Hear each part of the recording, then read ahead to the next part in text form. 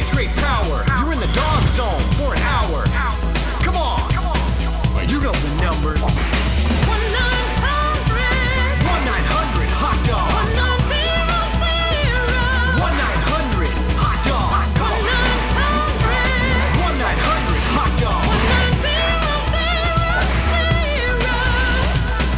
Yeah, 9,000. Welcome to the Dogg Zone 9000, the official podcast of 1-900hotdog.com.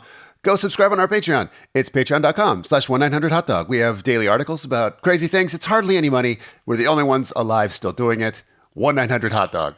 Hot dog, what a deal. I'm the internet's Seanbaby, and Brockway is off doing emergency hunk work, so I have two guests today. Our first is a producer and editor, most notably from the time that lady pooped on the floor during season 2 of Flavor Love. I think her name was Daflo Poopa. He's Eddie Doty. I don't know why I remember this, but her name was something. You know what? I actually knew that. I was just fucking around. No, I couldn't. I'm like, wait a minute, do I actually remember? And I do. I happen to remember that her name was something. How could you not? What a magnificent appearance on television she made. Our other guest, she's an author and a hot dog columnist, the leprechaun denouement from Taiwan. She's Merritt K. Hey, good to be back. I was trying to come up with a Flavor Flav nickname for you. Yeah, it got that was way good. out of control. No, I liked it. Yeah. Leprechaun. There's no way he would call you the leprechaun denouement from Taiwan. I think He would call you like hat or something because you were wearing a hat. yeah. Not to peel back the curtain or stress test the limits of my NDAs, but I will say that about 80% of those nicknames that like we had to remind Flav Please probably 5 or 6 times. Destroy my illusions. No. But some of the producers would have kind of Target nicknames for some of the girls, and so like Hoops, for instance, the producer would be like, "Hey Hoops, tell him how you play a ball," and that would just implant into Flav's brain, and then he would usually run with it. Sometimes though, he would come up with his own spin on it. There's something. Because that one she came up and she wasn't like the most beautiful of the contestants. So you could tell he was trying to put that in a nice way and he just couldn't, he just kind of gave up. He's like, you're really something. But I think the worst was when there's the twins and he's like, I read a book when I was a child, a Dr. Seuss book. Yep. And he called them, did you watch the show, Merritt? Because he called the twins Thing 1 and Thing 2. That was season 3, and at that point, I think collectively in the edit room, we're all like, "What are we doing anymore? Like, what are we doing? We shouldn't allow this." Ugh. Yeah, we should have given him the trap door. Let's do some plugs because this game might get out of control. Eddie, where can you send people? I can't send it. I can't your project's always so secret. They're and they're nebulous with our crumbling economy and infrastructure around us. There's that too, yeah. And as you know, the games industry, Sean, everybody's marketing budget rolls over in April, so they're like, what do we even want to do? And that's kind of sure. So we're in early conversations, but I will say, I'll announce here publicly, I'm developing a TTRPG based on hand-to-hand fighting, and I'm having some early conversations. With any luck, we'll be playing a hopefully much better version that this game of fucking Ninjas and Super Spies actually inspired. I can't believe that the still water runs this deep. But yeah, I mean, this very stupid game we're about to play is somewhat responsible for the bulk of my professional life. So so hopefully we'll have more to announce on that soon. Excellent. Merritt, where can people find more of you? So I do a podcast called If You're Driving, Close Your Eyes with my buddies John Warren and Nikki Grayson. And it is just kind of a mess around podcast, but the way I pitch it to people is by saying that of all the 3 people mess around podcasts in the world, between the 3 of us, we probably have the most slur passes. We have the broadest slur coverage that we're allowed. That's true. Whereas you most I think are basically 0. We get to really get silly. We still do them, but we just have Jamie edit them all out. Yeah. So yeah, it's called If You're Driving, Close Your Eyes. It's a podcast. You know what podcasts are. Fun. If you're listening to one, you can get it wherever. It's free. It's a real 5 out of 5 mess around. Yeah, it's good times. That's that's off the record. Do not use that as a pull quote. Too late. Damn it. Today, as I definitely already figured out from Eddie's plug, we're talking about Ninjas and Super Spies. Oh my God. This is the RPG system designed by confused maniac Eric Woodchick. Yep. Merritt just did a column on this, and I know this was a contender for your origin story episode, Eddie. Yeah. Oh, wow. Yeah. Yeah, like this was in the discussion. Yeah, I'll just say it now. Yeah, like literally, this fucking dumb game changed the trajectory of my life, and no small measure. The story goes something like this: I moved around a lot, so it was hard to like find. I always wanted to do martial arts. My older brothers did martial arts. I could never like find a good school, and then finally I saw. I loved the Robotech RPG game when I was a teenager. That's like I would argue the Robotech RPG is probably the best Palladium game that they ever made, which is admittedly a low bar, but it was a good one. And then so Ninjas and Super Spies, I mean, you see that cover and you're like, how the fuck can you not just immediately buy that game? And the way they broke it down by styles, it helped me understand very poorly at the time, mind you, but it helped me understand like martial arts through the lens of like game design. And there happened to be a Tai Chi school near me. And sure enough, I was like, oh yeah, there's a Tai Chi school. Well, I can see I can do a special palm attack if I study Tai Chi in real life. And so then I did, and then then everything else like for me, like my first documentary was about martial arts. I ended up producing Critical Role. Like if this weird dumb game just finds its way to like manifest itself. It gave you all the skills you needed in my life. Yeah, exactly. And we'll get to skills because Jesus Christ, it's Palladium. And how can you not talk for about... people who've never played these, it is like someone just sort of taking just all the broad knowledge one person might have just from a life, just a real mediocre life. Just like I have a television and I went to public school. Dude, I know this amount of thing. And then taking those, just writing them all down. Like what are all the skills a person can have? Like rock climbing, stage magic, basic math, coin collection, basic math, and then taking all those and then translating that into RPG. Like what would coin collecting give you? I guess you'd have like +1 focus. I don't know, so it's, you could see like as sort of just a building endeavor, like it's a really fun project, like to just, that's what I see in these games. I'm like, God, it must have been so fun to write this, but then there's no depth to it. There's hardly any like, world building or adventure and stuff. So like in Dungeons and Dragons, here's how you make your guy, but then here's like the fucking world you adventure through. That's not the same in Palladium. Palladium's like, okay, you made your guy. You're never going to play it. Right. That was the fun. By the time you're done making your guy, the sleepover's done. Like you're not, because as cool as it is to have all these skills, each skill has like a percentile associated with it, which is modified by like 6 different bonuses or penalties. And it's just like, you just get sick of it halfway through and you're like I just sort of did like broad strokes because I was having flashbacks to being like 12 years old and it's like, fuck this. God, I don't care. I'll just floral arrangement. Sure. Well, not to, spoil, I took floral arrangement as a skill. I did. Yeah. But to something that like I loved your article, Merritt, by the way, and I'm just genuinely a huge fan of all your articles on 1-900 Hot Dog. Like I absolutely find myself just like smash reading everything that when your name comes out. But one thing that your article reminded me of is that the way you build a character, if you build a character as they prescribe, in the order that they prescribe it, you could be a situation where you roll your stats. You're too low of a stat to take the thing you want. Yeah. And then you take something else that then gives you a bonus, which then could have gotten you the thing you wanted. And it's, like there are a lot of things I was locked out of because I had, I think I had an IQ of 8. And then like nothing can boost that, but like your mental endurance and then your mental affinity can all get boosted by stuff. And then it's like, well, shit, like why couldn't I just like know that I want to do the thing and then assume that I can get the bonus from it? It's this really stupid system where like most games like D&D and stuff just let you assign points, right? I think maybe older versions of D&D had dice rolls, but like Palladium is like, no. You roll 3d6 per stat.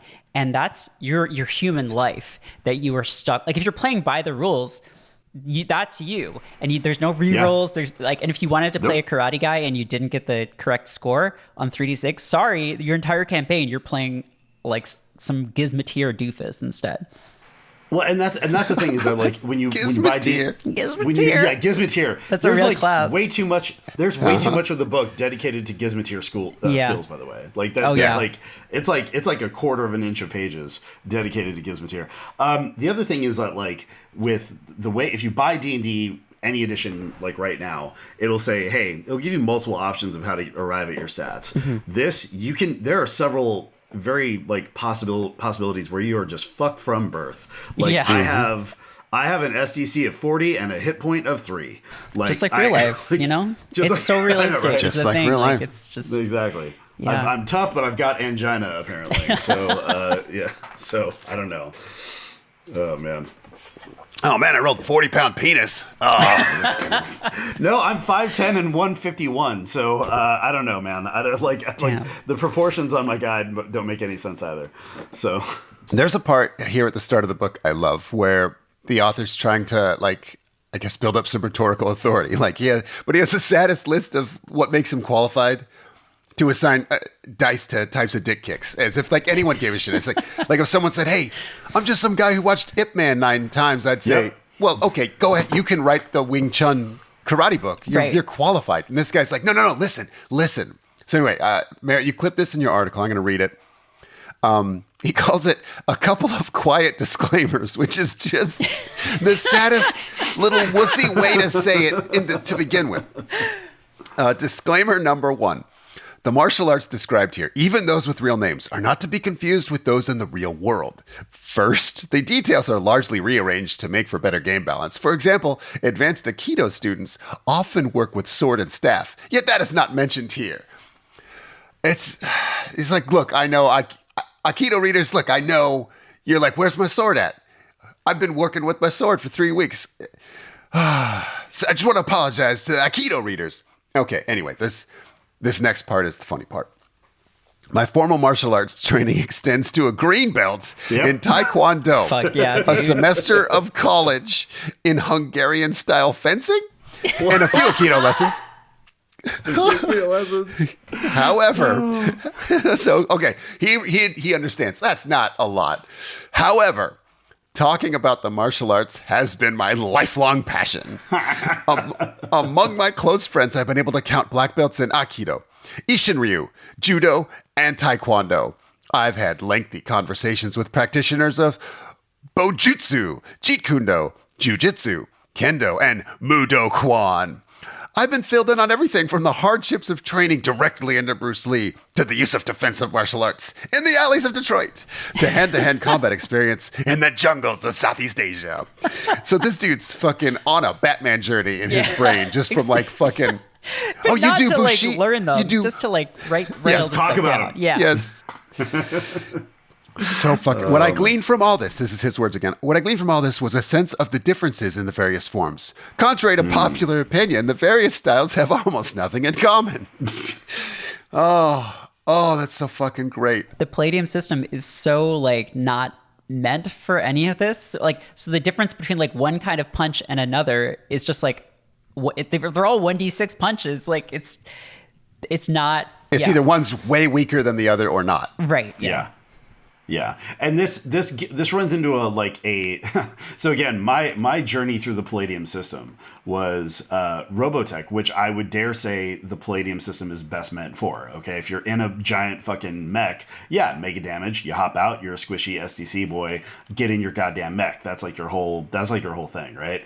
And that makes sense. Then with this, it's like, okay, everybody has a squishy SDC boy unless you've got cybernetics, and then Merritt, what I think you did so good in your article was mention the fact that it backs into a certain realism, which is just like, guess what, karate boy, you can't karate chop a bullet. Whoops! It's like a 22 caliber pistol is going to fuck your shit up while your karate block does goddamn nothing. Eddie, remember when we went to the shooting range and there was a sign and it said "Kung Fu my ass, try karate chopping a bullet." And the photo we took, I looked at it the other day, and it's like you are on the pro gun side because you're like, yeah. And I'm doing the saddest little kung fu hand pose, making a little puffy pouty. You picked the wrong side of that argument. Oh no, I'm screwed. Yeah, no, but this game starts getting into the fact that like, okay, cool, you can dedicate your life to Aikido, or you can have a hand that shoots stun guns. Like, I mean, it's like, why would you even like have any other choice? So funny. Yeah. Oh, there was one last part I wanted to read from this intro. He said, would the karate black belt, capable of annihilating hordes of thugs, be able to defeat a lone Aikido master? Is a student of the mystic arts of Chi the equal of a prize fighting kickboxer? This book answers some of those questions. No, it doesn't. No, it doesn't. Could a cat beat a dog? What if the cat was quite large? I mean, could a juggler beat a clown? Could Mighty Mouse beat Hong Kong Phooey? We know the answer if you reference our 94 style like reference guide. Oh my god. By the way, it is worth noting that at least 2 of the martial arts styles in this book are not just made up, but they are made up and imported from the Teenage Mutant Ninja Turtles RPG book, which Palladium had the license for and lost within years. And Eric wrote that as well. Yeah, he did. Which is why he just imported. It's like it's like the purely defensive one, and one of the ninjutsu styles is literally the goddamn Ninja Turtle style. Turtle style. Yeah, it's real. It is real. You hide in a shell. You move very slowly. It disarms your opponent. They're like, why is that guy moving so slow? With special attack, shell shock, with 3 other members of your party, you can slap your backs against your opponent. They roll 1 die for confusion. Okay, so I had both of you make a character with unlimited money, and we are going to take them on a journey of intrigue and karate. So prepare yourselves. Get your character sheets ready. You don't need dice. Get your dice ready. Sorry. Okay. Fine. The dice are great. No, they're not, but yeah. You're both in a seedy spy bar. Deadly battles of wits and fists wage in nearby booths. Agents suck strawberry jam off the toes of their targets. Very standard spy stuff. Your contact sits down with you. Don't look at me, Ninjas and Super Spies, he says. I'm not even here. No, forget that. You need to meet my friend. His name is DUX. It stands for Droid of Excitement. He's accompanying you on this mission. He has the exact tools you're going to need. Okay, then he tells you to look over there. And when you do, he's gone. Oh, shit. So DUX gives you your first mission. Okay. Tell me something really fucking weird about yourself. Okay.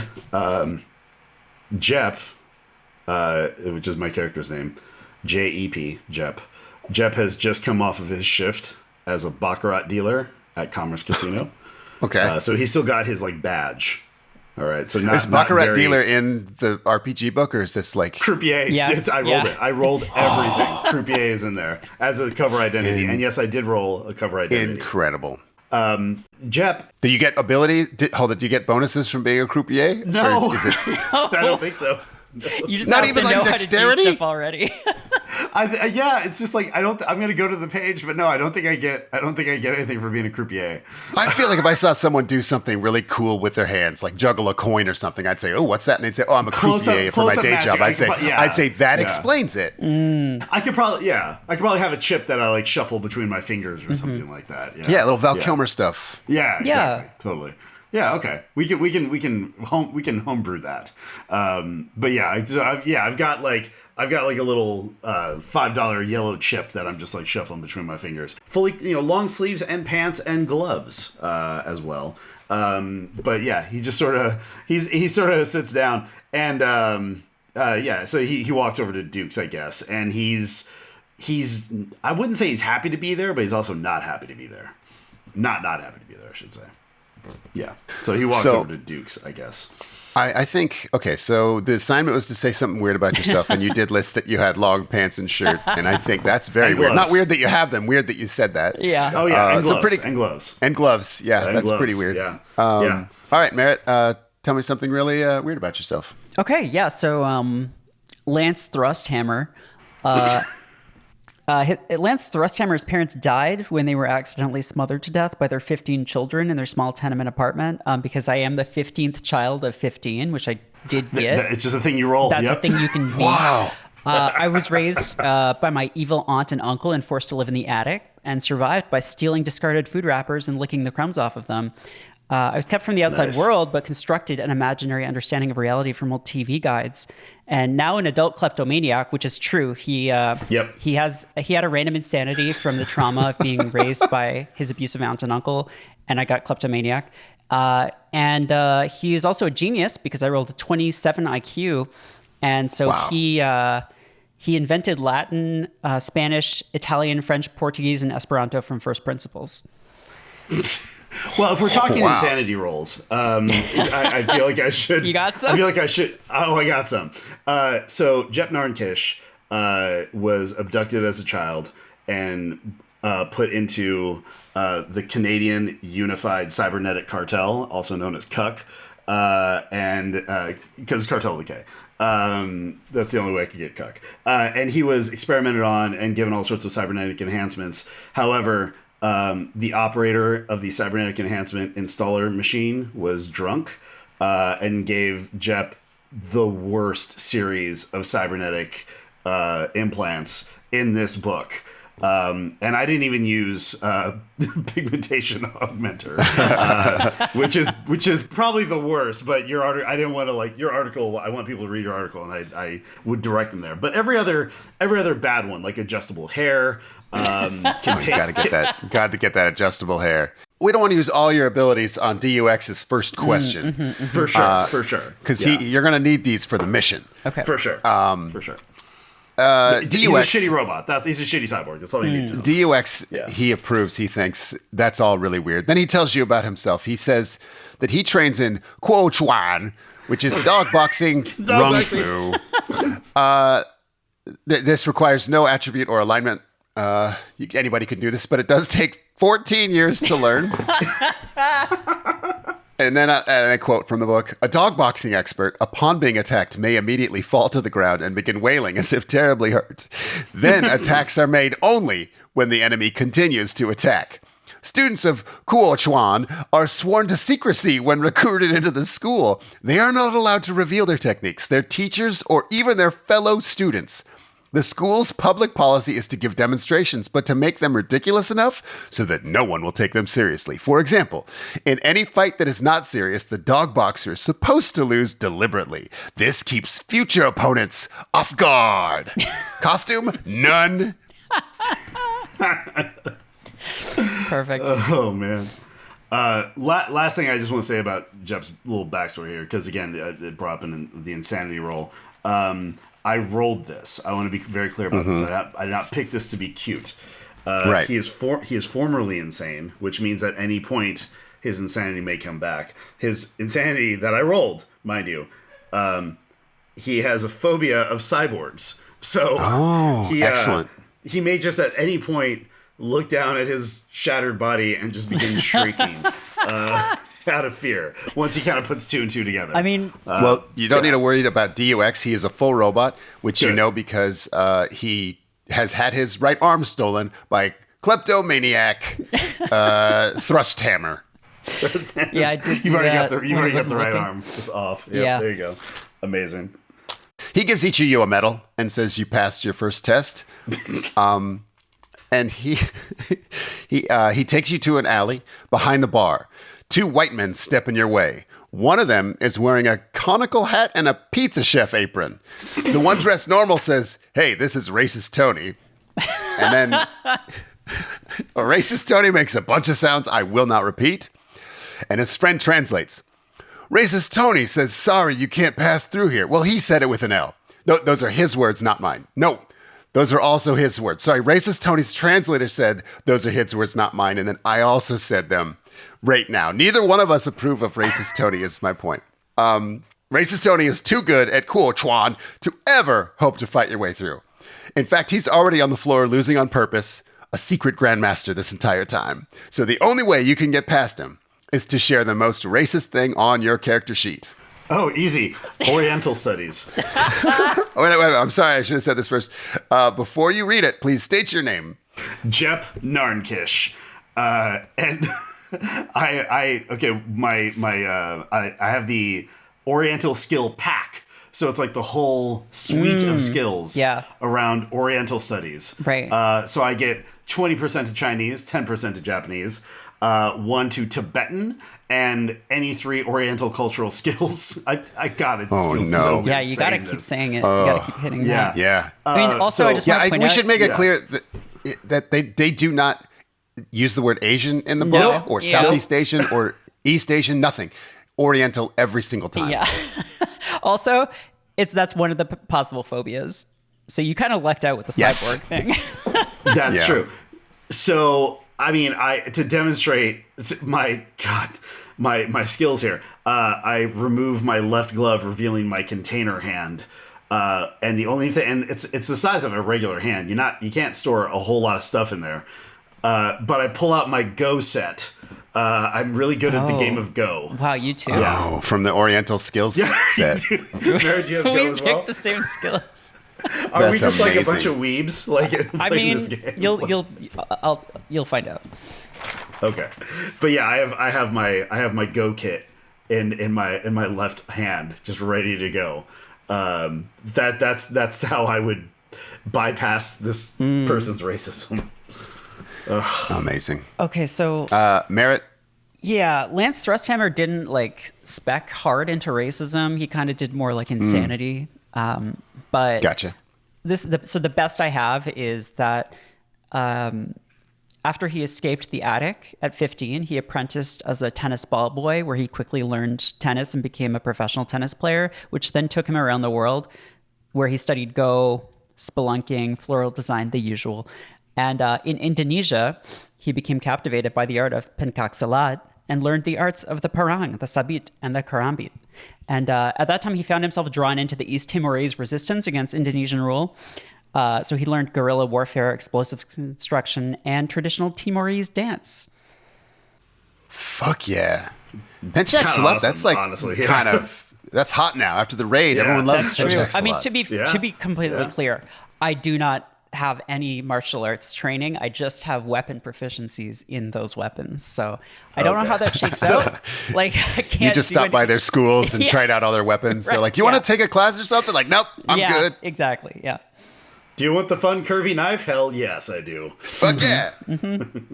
You hold it upside down and weird and stuff. Yeah. Just hold it all kinds of weird ways. Okay, got it. Racist Tony is not super satisfied, but DUX steps in and says, I rolled a 5 on the Oriental height scale, so I'm 4'9". And obviously I bought this. This cyber disguise number 4, eyelid compression device. Oh no. And I quote, tiny hydraulic pumps inflate and deflate the small sacs around a character's eyelids. God. These are used to change the appearance of the eyes from a flat, round-eyed Caucasian look all the way to full Oriental epicanthic fold. What some would call, will not say that. Basically, I know what you're reading. I know Yeah. exactly what you're reading. basically, the eyes of the character can match any race. Cost $45,000. Bonus adds 2% to disguise skill. I assume they meant to type 2 and missed. Can we talk about the typos for a second? Because Yeah. Jesus Christ, they misspelled Kyokushin karate 4 different ways. Yeah, in the it's book. incredible. Oh my I have the God. revised version, and they did not Same. revise any of that. No. Yeah. But what you have to No. realize about, I mean, Eddie, I'm sure you know this, but for anyone who doesn't, Palladium was doing hand printing or like hand like editing well into the 2000s, like maybe Yes. into the 2010s. Like, so you can see columns of text literally copied and pasted, like physically copied and It's pasted so between their funny. books. Like a goddamn ditto machine. Yeah. Yeah, exactly. Yeah. So like Yeah. a lot of their typos just like make it from like Palladium Fantasy RPG into like Heroes Unlimited into Beyond the Supernatural. It's kind of incredible. Yeah. No, it's yeah. And as they will tell you, designing an RPG is hard because It's it's a true. skill you can acquire in the game. Yeah. Yep. It's pretty good. It like gives you good stats. They're it really gives you sure of bonus to themselves when they're endurance. like, They think Yeah. very highly of themselves. right, because they stay Yeah. up late. They're like Yeah. doing this late night copy. It's okay. I was saying that like the cyber disguise, that horrible racist thing where it squishes up your eyelids, only adds 2% to your 2%. disguise skill.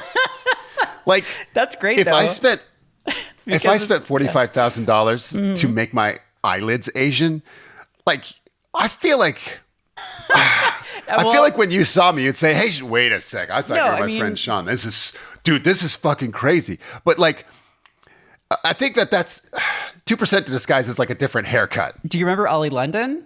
Like he literally got surgery to try to make his eyes look Korean, and I think it was about a 2% improvement.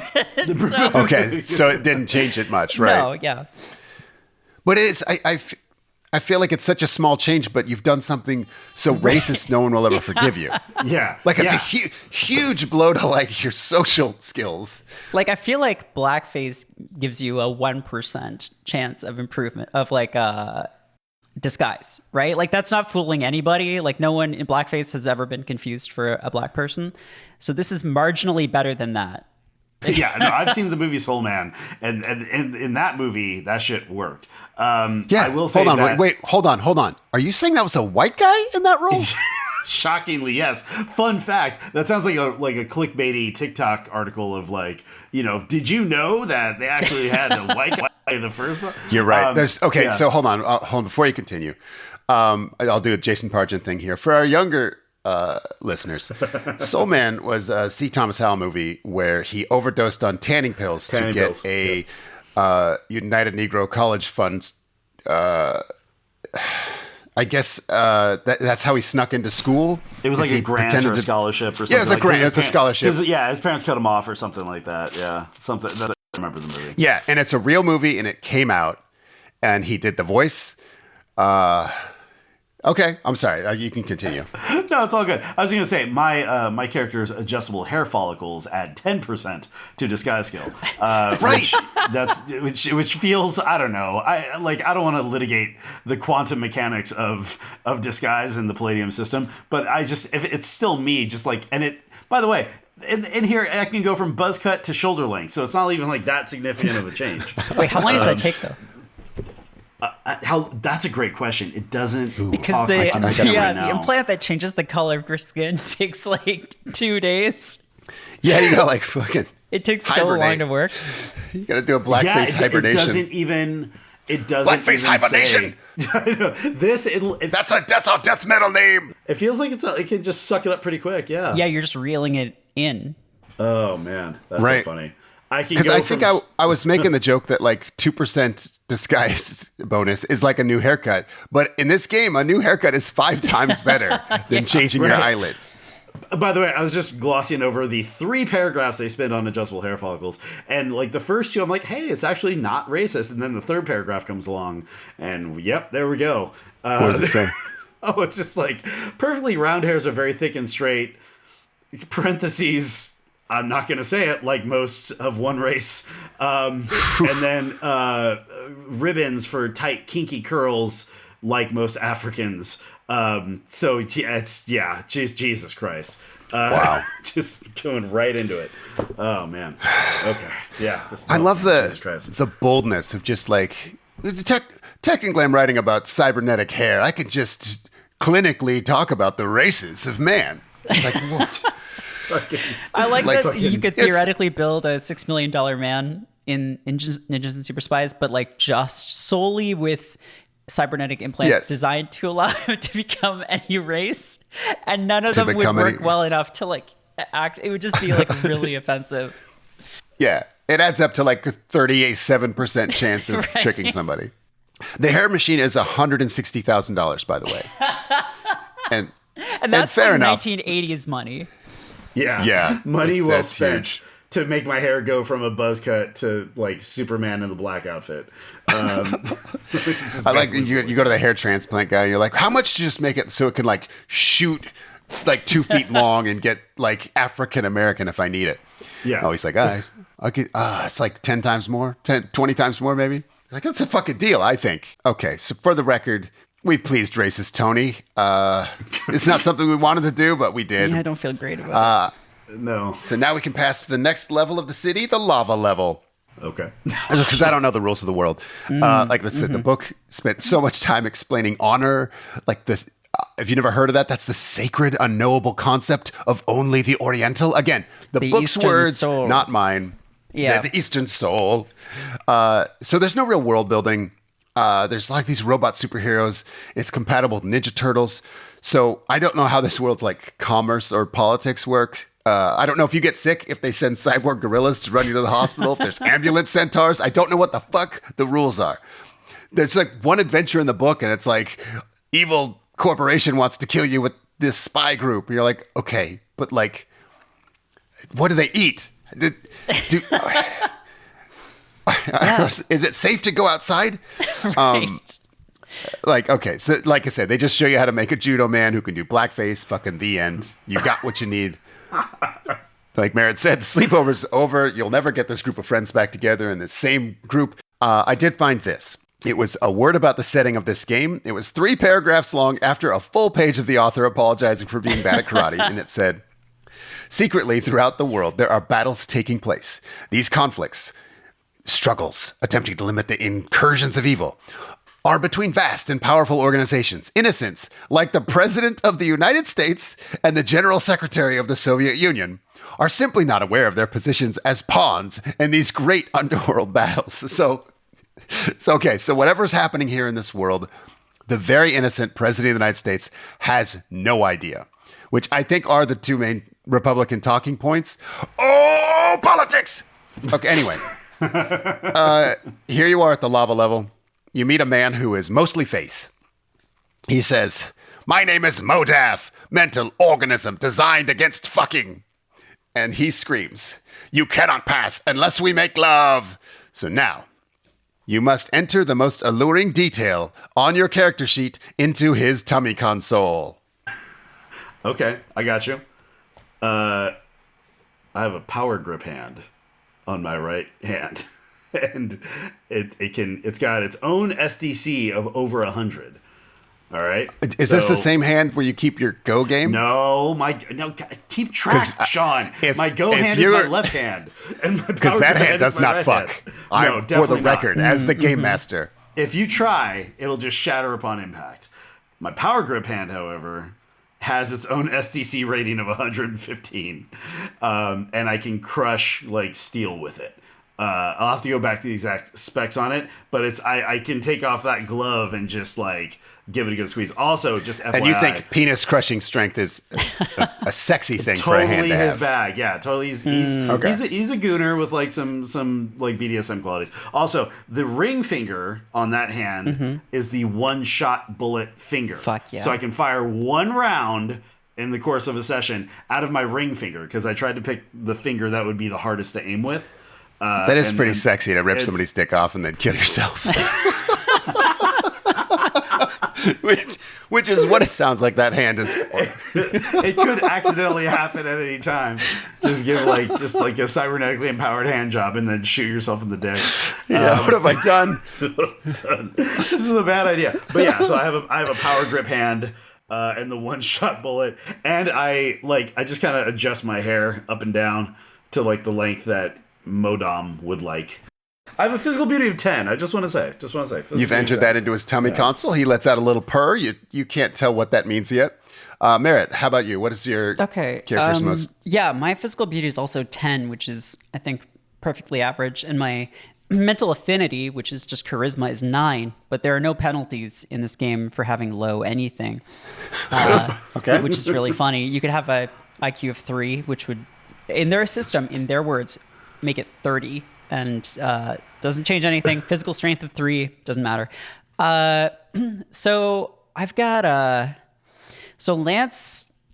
So okay, he was in Timor. We'll skip over that part for now. But at some point in his life, he was contacted by the RCMP after diamond trading in the Northwest Territories of Canada. And he was coerced into going undercover as a private tennis coach to get close to Quebecois gangster Jacques Leboeuf. And from Jacques, he learned about wine and fine food, which allowed him to create his cover identity of wine buyer, Terence Devereaux. Wine buyer is one of the real cover identity in the game. And he fell into a torrid love affair with Jacques' wife, which ended up getting her killed when they were discovered. And he escaped when the RCMP raided the place and returned to America, where he racked up incredible debts on Louisiana riverboat casinos. Ding! Really quickly, Jamie, if we could add like a World of Warcraft style ding for achievement unlocked. Merritt, you have done more world building for this game than the authors of this game. 1,000%. 1,000%. Just want to highlight for you and the readers. I love you Lance put more thought Thrusthammer. into the world. He's pretty fucking awesome. I haven't even told you his class yet. I don't even know what he does. Yeah, what is he? No one knows what he does yet. We'll get there. Okay. We'll get there. It'll come up eventually, I'm sure. All right. This Modef enjoys these. DUX steps up and says, this was actually in Merritt's article as well. He says, I studied as a worldly martial artist. And I quote, worldly martial artists are the kind who snuck out when they were supposed to be meditating, not being willing to devote themselves completely to the martial arts monk-style existence. They'd occasionally hitch a ride to the nearest urban area. For the worldly character, it was fun to find out about rock and roll, flirt with the opposite sex, ride around on a motorcycle, and enjoy social life in general. Okay, but that's not the sexy part. The sexy part is from the Mystic China expansion book. DUX took the level 11 spell, Bring Wood to Life. So let me explain. You bring a chunk of wood to life, but listen, this is a quote from the book. The woodling knows that it will only live for a short time. Thus, the resulting man or woman is most interested in pursuing pleasure. Laughter, song, dance, food, and wine are desirable, but it is a desire for love that most motivates the animated lumberer. While the spellcaster can choose whether the wood will turn out as a male or female, the exact appearance will depend on the type of wood. Pine wood will turn into a very pale, fine-featured, delicate beings, while oak wood will tend to result in more voluptuous and sensual creatures. It continues. Traditionally, this spell was used as a way of testing the character of apprentices, prospective students, and those who claim to be following celibate vows. The ravishing beauty, PB of 18 plus 2d6, would appear to the prospective victim, obviously willing, as well as obviously good and innocent. Often they were also given a cover story to go along with the seduction, something like, alas, I have been condemned to marry 91 of the hideous Yama kings of hell. My only chance to escape is to find some mortal who finds me attractive, and it must be this night, or I will be sent into the darkness forever. Again, this is all quoted from the book, and I can tell you this is still a quote. It wasn't surprising that a fair number of supposedly, quote, pure men were found to be in bed with large pieces of wood the following morning. This isn't Jesus Christ. What are you Not talking available about, celestial Eric? calligraphy. This takes 6 hours to cast. Eric, So we hang out for 6 hours total while you cast this. You take like a tree branch, 6 hours of very careful, non-calligraphic holy spell shit. casting. So I think people can see what we mean about this being insane. This guy is fussing about the subtle initiative differences between types of Taekwondo wood. and karate, based on knowledge as close to nothing as anyone could have. But this is also a world where a tree can trick you into fucking it to get you kicked out of Kung Fu class. There are no rules in this universe. And what's crazy is like the 41 styles of martial arts really, truly are not that different from one another in like mechanically in the game. Is that like everybody can kind of throw a punch, everybody can kind of throw a kick, and when it gives you like the different type of kicks that you can throw, it doesn't distinguish the mechanical difference between a crescent kick and a snap kick, unless it's like a special maneuver. And so it's like all of it really doesn't fucking matter, which is why I chose Tai Chi. But it runs right into a brick wall of a 6 hour spellcasting time, which I don't know how the game benefits from that. We have defeated Modef. Our erotic attacks are the one thing he was never designed to defend against. On the other side of the lava level is, of course, the jungle level. Racist Tony is back, and you don't want to know what he said. But you can tell from his despicable hand gestures, he wants a martial arts demonstration. He wants it stupid. What are you showing? Yes. I asked Tony to stand in front of me with his hands at his side as I unleash the push hand attack. All right. So I will roll my imaginary dice. Let's just say it lands. Tony is knocked down and pushed. And now I do need a dice to roll here. Oh, racist Tony is going to say something terrible. 8 feet backwards. Whoa! And he loses 8 chi points. Yeah. Which I did not even yeah. calculate his chi points coming in. I did all racism backstory for racist Tony. But to be really clear, I ended up Tai Chi Chuan is actually the first martial art I ever studied. This is the first move you ever do. I think maybe the most I ever moved somebody with it was about 9 inches, and That's not still 8 pretty feet. good. That's like best case scenario of like moving somebody with a brush knee. But yeah, that's in this book. I have drank 8 of his chi points from him. Which he could die. He could die. That's that true. book, I could kill him. I could. Yeah. I could have just killed him. By If your the chi rules of goes this below universe. 0, you just can't heal damage anymore. Yeah. Basically, you get like an autoimmune, like an immune disorder. Yeah, you could spiritually. die of an ingrown toenail with 0 Let's chi. be very You careful just how we phrase that in this. get killed by it. Ha ha ha.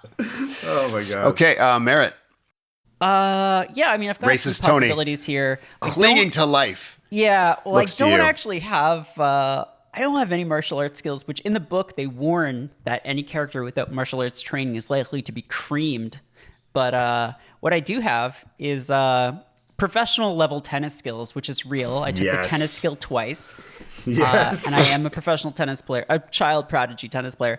I also do have the demolitions skill package, which allows blow 'em me up. to create complex explosive devices. And so I do have a bunch of grenades. And I am going to use my tennis grenade style, exploiting tennis style, to cleanse the earth of racist Tony.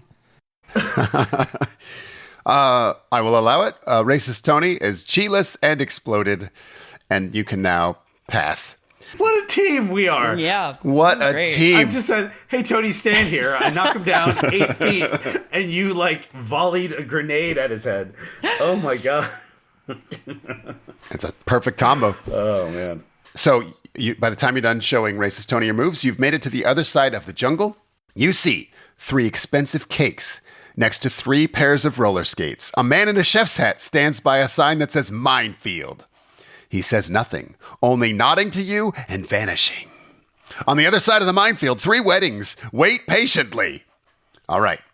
You need to roller skate these cakes across the minefield using the perfect skill from your character sheet. Shit. Okay, let me see. Okay. Did I take roller What do we got skating? here? I don't have. I don't think I took roller skating. I have poetry. Okay. I have fishing. Could I fish? Let me see if I have any cybernetics. I here. fucked up. I gave DUX all of the 21 phobias included in the character creator, which means he's afraid of, let me list these: boats, opposite sex, dogs, darkness, warehouses, orientals, psychic phenomena, spies, water, drugs, robot cyborgs, flying police, computers, strangers, and cats. But he's also an alcoholic, and I rolled a 95 on the alcoholic scale, which gives him a plus 5% to all skills while he's Sweet. intoxicated. And he is very intoxicated. So he's going to drunkenly but skillfully tell everyone at these weddings he's afraid of computers and orientals. So I guess this means there's someone at the wedding, they'll say, there's no cake, but what an otherwise normal wedding, because that happens to me at most weddings. So we might be able to bypass this just through the sheer alcoholism of DUX. Well, I was also gonna say I do have as a chi power vibrating palm, which I come to think of it, I should have used on the seduction of Modoff back there, because that could have come into it with the power feel like grip if you- hand. Can you do that with one hand? Because you got to hold a wedding cake with one hand, and maybe you could true. shoot yourself like a chi jet. Well, it says Across I the can minefield. shatter any material object by setting up sympathetic vibrations that are destructive in bold. It says there. I think, it's- don't you have to like tap, like hit it physically though? It's set. The requires characters complete and undivided attention. No other attacks, actions, or defenses can be performed. The character can't even talk without withdrawing from the vibrations. And vibrations be able to is do in it. bold. and You're carrying a soft, wedding yeah, cake. so You've probably got to not. focus at least a little bit on the wedding cake. Yeah. I might be able to bring in my class here. I don't think I have any skills that are useful for it, but my class, just to reveal it dramatically now, is Private Eye, which Dun, dun, dun! which sounds really boring because I don't get martial arts and I don't get cybernetics. What I do get, however, is a spy organization that I run and that I built out in tremendous fashion. So I have essentially, I say spy organization. It is also an MLM. Because crucially, I don't know when I'm ever going to get to talk about this otherwise. So there's a whole rules for building out like secret agencies. So I have no office. I've saved money by having no offices. So everyone works from home. Good. But I did buy impregnable security, which means that everyone's houses, I guess, have, in order for them to enter or leave their houses, have x-rays, retinal scans, biochemical blood type tests, and genetic. So, I mean, I can only assume that means they're on their front This doors. is like Merritt K, an MLM with x-ray scans. That's just Merritt K. Yeah. No one's heard of us, and we have no military power, but what we do have is no communications, so we have to use public phones, and no transportation, so we do have to take the bus. But if I call my guys, they all have ninja weapons and ninja equipment, and no real training in how to use them. So what I can do is send my speed-suited employees they're contractors legally, send them out into the minefield and sort of use that. Sales reps. Yeah, my sales reps. To use just them blow up the mines. to just blow up the mines. Yeah. This sounds like Fantastic. 4-7. I just want to say, it sounds like 4-7 that you're in charge of. So DUX is afraid of spies, if you remember. So he's a little terrified of this, but looks on in wonder as you masterfully solve this task. Again, technically, they're not really spies. I don't know that they have any training in anything. It's sort of a correspondence program. It's not a rational fear. That doesn't soothe him at all. Yeah, okay. it's like the old Sears correspondence courses for like Yes. TV repair. It's like those drawing test things, like draw this turtle. Yeah. Do you want to be a Draw spy? this turtle. Can you draw this turtle? Can you draw the turtle? There's a mine. Can you step on it? You might have the skills necessary to become a real art student. This is the test. Like This these is are all the people test. who just like, replied. This is the final test, This is what I tell them. test. Yep. And Yep. it is the final test. Yeah. Amazing. You saved the weddings using your key ninja and super spy skills. There's only one task left. A secret organization has arranged a secret tournament featuring every fighter on the planet. Yes. When you arrive, someone's head gets exploded by a punch. Your companion, DUX, says, "That's why they call this thing Bloodsport, kid." You have 1 second to either take down this criminal tournament from the inside or enter it and win the entire fucking thing. I feel like I choose the third option, which is using my cover as insurance agent Dick Towel to sell the organizers head explosion insurance. I mean, it's not going to cover that last one, but any future head explosions, they'll be set. Hell yeah. That's a compelling case. Yeah, that's a compelling case to make. I'm trying to see if I have any cybernetics that can help sell this. Yeah. I have a needle eyeball. Sorry? It's an eyeball that shoots a needle. Can you still see out of it? No. Okay. No, it's just an eyeball that shoots. It's a fake eye that shoots a needle. It's a needle. I like how all of your body parts have like one are desperate useless. last move.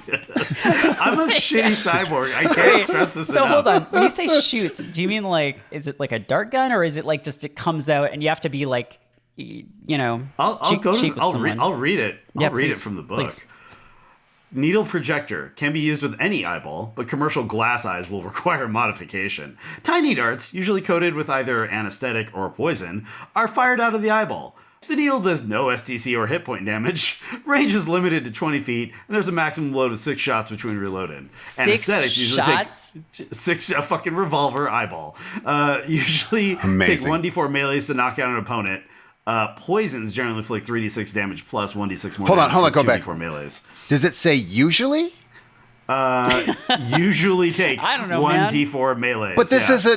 this is your game. Yeah, I know. Like you have, we're like if I'm fucking, if I'm your game master and you say, yeah, I hit him with the eyeball, I it don't usually know, takes a it's couple. usually- I'm like, no. You need to do like X amount of like chi damage or whatever the fuck. Like you can't, No. you can't just tell me, no. Eric's not he's probably feeling the unconscious. eyeball guns, all right? He doesn't travel the world talking to No. people about eyeball guns. He doesn't have the authority to say.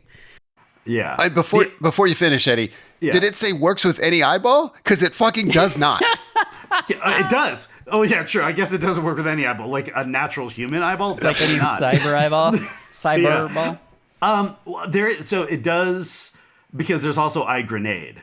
The sentence starts off amazing. It says the idea here is to pop out the eyeball and throw it.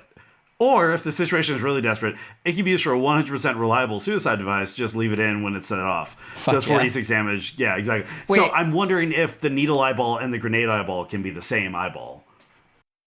I feel like they'd have It to be says different explicitly eyeballs. it can use any eyeball works Yeah. with the needle. So grenade eyeball counts as any eyeball. So you could. guess. There's so many eyeball weapons, you guys. You could stack all of these. You Yeah, could but have if you spike throw your thrower, grenade eyeball, you're wasting how much money? all you know? these other, yeah. Oh, don't even talk to me about money. It's at least if you stack the mini laser eyeball, then that's 80 grand off right out the gate. You can have a Telescopic fucking sight, laser 25 eyeball. Yeah, mini laser, micro-sized version of combat lasers. You could be Kano. You could be so many superheroes. You could be literal cyborg. I think there actually is a rule in this game about being barred from certain countries. That's a callback to an episode from like a year ago. Oh, it does say Yeah. each eye replacement must be outfitted separately. Let's say that one-eye Josh has a video nerve interface eyeball, a camera eyeball, and 3 glass eyes. Yeah, you can't do that. See, he's this game is rock solid. Can you add mechanically. extra eyes? Yep. Theoretically, you could do a Good Pan's idea. Labyrinth. Yeah. And like have eyes on your hands, Oh, I'm sure. yes. On my container go hand and my crush grip, I could have an eyeball in there. So- maybe. You could just fill your container hand with eyeball grenades. Are you just- biblically accurate. It's an Ninja and Super expensive Spy. way to fight. Yeah. Yeah, but, like- for sure. But it is like such a good option if you could have all this shit. and Wait, I think I eyeballs all know. around your I body. think actually you have floral arrangement, right? I do. The Yeah. art of ikebana. Yep. Because I do as well. So I feel like we could really I'm sorry, that broke me, man. I'm sorry. That just the all ancient art of ikebana. Yeah, come on. Yes. Go ahead. We could make. I don't know. I just wanted to shout out that we both have that. Just use your eye dart. Just fuck these guys up. Yeah, I'll just fucking I can shoot my eye dart and make Excellent. them go to sleep, and then that way I don't know what that'll do to it win this situation. Maybe you can sell them on the insurance as they're deciding. I knock them out, and when they come to, we can just tell them, hey, you already agreed, no take backsies. Also, we won when you were asleep. It's like Yeah. crazy. You It's should like- have seen it. Yeah. They have the ancient monks do have cameras, but like the records got like burned. So, Yeah. but I Yeah. did punch out like 6 guys in like under 2 seconds. So We were the best. Easily. Yeah. We Yeah, were they- the best. Yeah. They have Everyone's those gone home. cameras Like- that can like measure your foot speed when you're yeah, kicking somebody. Also, I Yep. traded my my Pencat Salat weapons for some orphans. So Okay. yeah. Excellent. Yeah. Well, DUX, he has placed in the vicinity a number of ninja emergency kits.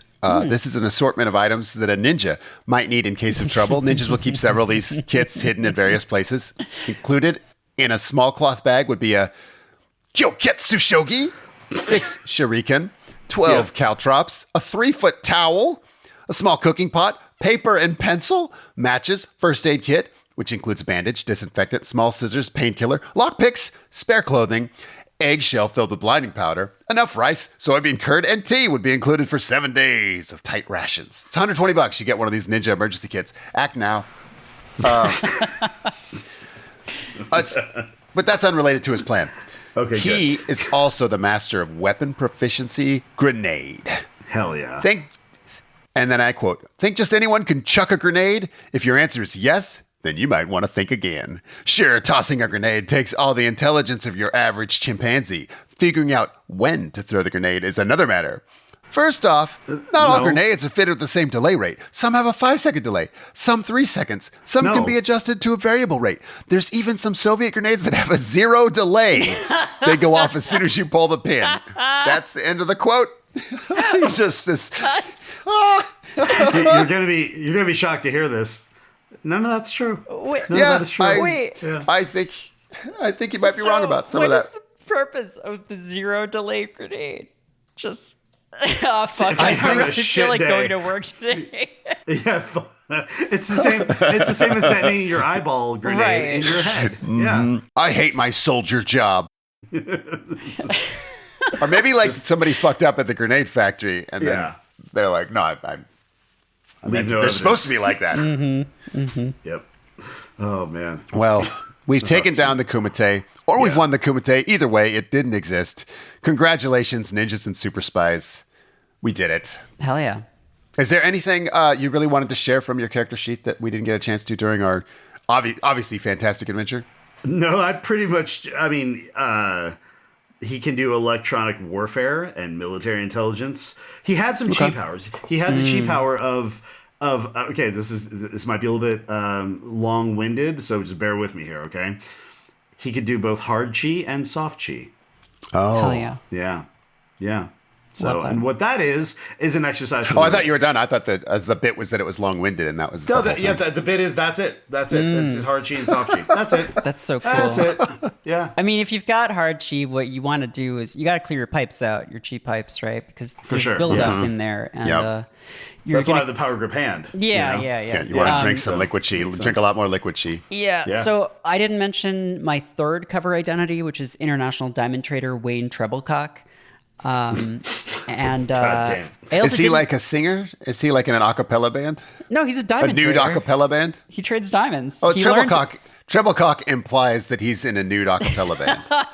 I mean, that's maybe his side gig, his hobby. But his job is diamond trader. His which he cover learned- identity side gig. Yeah, he learned from one of his 14 brothers who tracked him down because he was dying and wanted to know all of his siblings before then. But That's fair. also, I didn't mention that I rolled driven on character background, which means There you go. that he's in huge debt. And that's why he started the Spy Agency MLM because he owes so much money to Louisiana riverboat casinos. It's crazy. They keep sending guys after him. Yeah, and he can fly a helicopter. Oh, that would have been useful. I should have put a helicopter mission. Yeah, I in. don't want to show off though, Well, actually, that was my two military, my basic military skill package. I just took all the pilot skills. So I took I've military- got helicopter. I took military and helicopter. Yeah, Helicopter Yeah. aviation and guerrilla warfare from the whole East Timor Same. thing. Between your experiences in Canada and my cover as a baccarat dealer at Comish Casino, I'm surprised our characters have never interacted before. Well, that's how we. That's how we That's met. how we know each other. Yeah. Just so many. It's like in Avengers when they're like, "Hey, this is just like Hungary, remember?" And it's like you're given all these glimpses into their backstory. We've created such a rich backstory that there's more lore between us than there is, in this book. 100%. There's 176 pages in this book, and yes, we have eclipsed the 90% of them are tables dedicated to tracking how drunk you are and how good you are at being a sniper when you're drunk. And the rest is apologizing for only having a green belt in Taekwondo. Einstein 100 Frankfurt. Einstein 100 Frankfurt. Unser Podcast genau. Und mit maximalen Schau. Dogg Frankfurt Podcast. Korrekt. Ja. Der Kraft ist nicht gratis, nicht ohne. Schick die in die Hundezone. 4 eine Stunde.